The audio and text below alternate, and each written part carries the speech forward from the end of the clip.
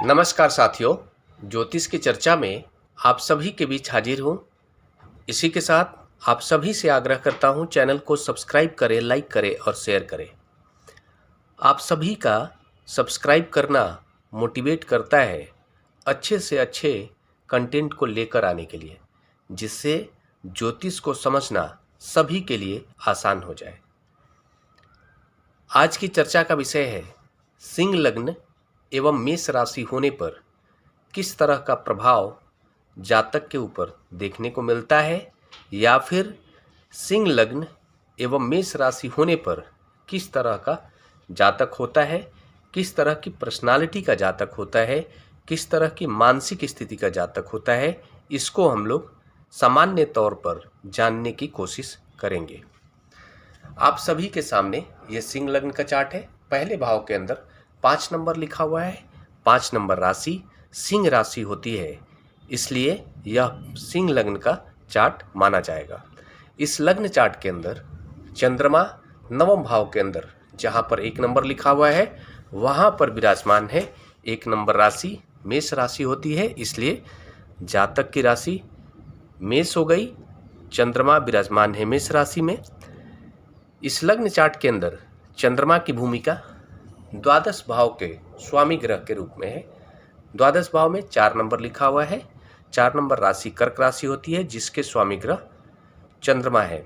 द्वादश भाव के स्वामी ग्रह होकर चंद्रमा नवम भाव में विराजमान है और साथ में जातक की राशि मेष हो गई। सिंह लग्न का जो जातक होता है उसके लग्नेश सूर्य होते हैं। सिंह राशि के स्वामी ग्रह सूर्य होते हैं और जातक की राशि है मेष, इसलिए राशि के स्वामी ग्रह मंगल होंगे। मेष राशि के स्वामी ग्रह मंगल होते हैं। जातक के पर्सनालिटी के डेवलपमेंट की जो जिम्मेदारी है वो सूर्य की है। सूर्य के प्रभाव में जातक के व्यक्तित्व का निर्माण होगा। इसके फलस्वरूप जातक तेजस्वी होगा, पराक्रमी होगा और उसके अंदर एक विशेष लेवल की ऊर्जा होगी। वो जब बोलेगा तो लोग उसको सुनने के लिए प्रतिबद्ध होंगे। वो तार्किक होकर बोलेगा, उसके अंदर एक विशेष लेवल का लीडरशिप देखने को मिलेगा। सिंह लग्न का जो जातक होता है सामान्य तौर पर ऑनेस्ट भी होता है, ईमानदारी उसके अंदर देखने को मिलता है। उसके अंदर एक विशेष लेवल की ऊर्जा देखने को मिलती है। थोड़ा एग्रेसिव स्वभाव का होता है, क्योंकि सूर्य अग्नि के गोला है और इसके फलस्वरूप उसके अंदर एक विशेष लेवल का ऊर्जा देखने को मिलता है। एग्रेसिवनेस भी देखने को मिलता है। गलत को बर्दाश्त करने वाला नहीं होता है। इस लग्न चार्ट के अंदर राशि के स्वामी ग्रह भी मंगल हैं और मंगल भी एग्रेसिव प्लैनेट है। इसके फलस्वरूप जातक के मन के ऊपर मंगल का प्रभाव होगा। इस कारण से जातक जुझारू होगा, जिद्दी होगा, एग्रेसिव होगा, थोड़ा झगड़े वाला स्वभाव का होगा। इस लग्न चार्ट के अंदर मंगल की भूमिका चतुर्थ भाव के स्वामी ग्रह के रूप में भी है। चतुर्थ भाव माता का भाव होता है। चतुर्थ भाव सुख का भाव होता है। चतुर्थ भाव जनता का भाव होता है। चतुर्थ भाव से हम यह देखते हैं कि जातक के जीवन में कितनी सारी लग्जरी चीज़ें आएंगी और किस तरह का उसका लाइफ लग्जरी होगा।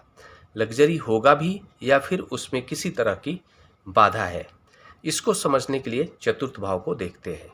तो मंगल की भूमिका चतुर्थ भाव के स्वामी ग्रह के रूप में है, इसलिए चतुर्थ भाव का जो भी क्षेत्र है वो जातक के मन के ऊपर हावी होगा। इसके फलस्वरूप आप ये मान सकते हैं कि थोड़ा सा जातक की जो माता है वो उनकी जो स्वास्थ्य की स्थिति होगी थोड़ी सी प्रतिकूल हो सकती है और जातक का जनता के ऊपर जो प्रभाव होगा वो पॉजिटिव देखा जा सकता है। जातक लग्जरी लाइफ को जीने के लिए प्रतिबद्ध हो सकता है, एग्रेसिव हो सकता है, लग्जरी लाइफ से संबंधित चीज़ों को प्राप्त करने के लिए प्रेरित हो सकता है और उसके लिए विशेष कोशिश कर सकता है। इस लग्न चार्ट के अंदर लग्नेश सूर्य है और नवम भाव के स्वामी ग्रह मंगल है। राशि के भी स्वामी ग्रह मंगल है। नवम भाव भाग्य का भाव है, मतलब जातक के भाग्य के निर्माण करने में मंगल की अहम भूमिका है। इसके परिणाम स्वरूप हम ये जानेंगे कि जातक के मन के ऊपर मंगल का विशेष प्रभाव रहेगा, और मंगल का विशेष प्रभाव रहते हुए आप ये मान सकते हैं कि मंगल जमीन के मूल रूप से कारक ग्रह है, भूमि के कारक ग्रह हैं, और जातक इसके फलस्वरूप बहुत सारे प्रॉपर्टी बनाने की कोशिश करेगा, और बहुत हद तक ऐसा भी होगा कि उसको वो बनाने में सफल भी रहेगा। उसके मन के अंदर बहुत सारी प्रॉपर्टी खरीदने की इच्छा होगी, एक बड़ा हमारा लग्जरी घर हो बहुत बड़ा, इस तरह की मानसिक स्थिति उसकी हो सकती है। आप ये मान सकते हैं कि जातक का लग्नेश भी यहाँ पर सूर्य है, और राशि के भी स्वामी ग्रह सूर्य है, और नवम भाव के भी स्वामी ग्रह राशि के भी स्वामी ग्रह मंगल हैं, और नवम भाव के भी स्वामी ग्रह मंगल हैं। इसके फलस्वरूप आप ये मान सकते हैं कि जातक के अंदर विशेष लेवल का एग्रेसिव स्वभाव देखा जा सकता है, क्योंकि ऑलरेडी लग्नेश सूर्य है। लग्नेश सूर्य होने से पर्सनालिटी के अंदर ऑलरेडी एक एग्रेसिव स्वभाव आ गया, शामिल हो गया जातक के व्यक्तित्व में। साथ में जातक का जो राशि है वो भी मंगल की राशि आ गई, मतलब मेष राशि का जातक है, और उसके मन के ऊपर मंगल का प्रभाव हो गया, तो डबल प्रभाव उग्रता का जातक के मन के अंदर देखा जा सकता है। इस लग्न चार्ट के अंदर इस मामले में सकारात्मक प्रभाव देखा जा सकता है कि जातक जिस किसी भी चीज़ को पाने की कोशिश करेगा उसको पाकर रहेगा, यह सकारात्मक प्रभाव है।